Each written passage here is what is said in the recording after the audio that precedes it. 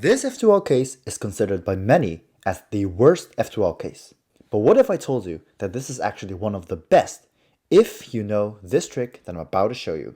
But first, let's talk about why this case is considered bad. First of all, the edge is flipped in its slot, which means that it's a bad edge and it requires a rotation to solve normally.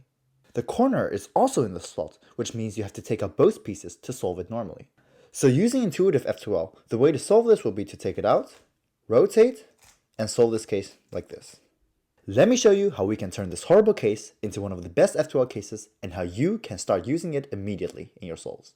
First, let me show you a better solution to this case. It is a very easy algorithm that goes like this. So first, we will start by using wide R moves. So we will do a wide R, U prime, wide R prime, U2, and then we undo the first three moves. So wide R, U, and wide R prime. And this sets up a three mover that we can insert using RUR. We also have the case where white sticker is facing out, and we basically have the same solution but in a different order. So here we start by taking it out, like this, and then we just do the same solution, like that.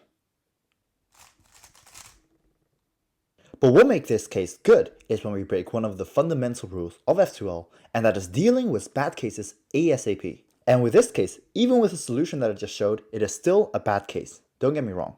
It is only good if we keep this until the end, so solving this as the last F2L pair. Because using the solution that I just showed you, it is possible to force across on the top by simply adding U moves. This is also good because the solution has wide moves, which hinders look ahead, so it's perfect for keeping as a last slot. If you have the case where the white sticker is facing you and there's one oriented edge, you can put the edge on the left side, and if you use the solution that I just showed you, like this, you will have cross solved. And if you have the case where the white sticker is not facing you and you also have one oriented edge, then you want to keep this in the back. And this will get you oriented edges. And if you have three edges oriented, you can use the intuitive solution to have all the edges oriented as well.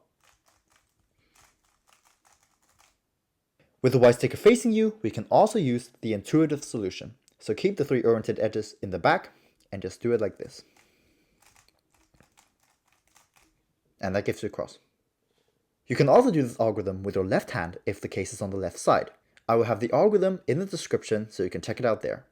So yeah, that's about it for this trick. Let me know in the comments if you're going to use it. Hopefully this video helped, and if it did, please like and subscribe to my channel. It's free and it helps me out a ton.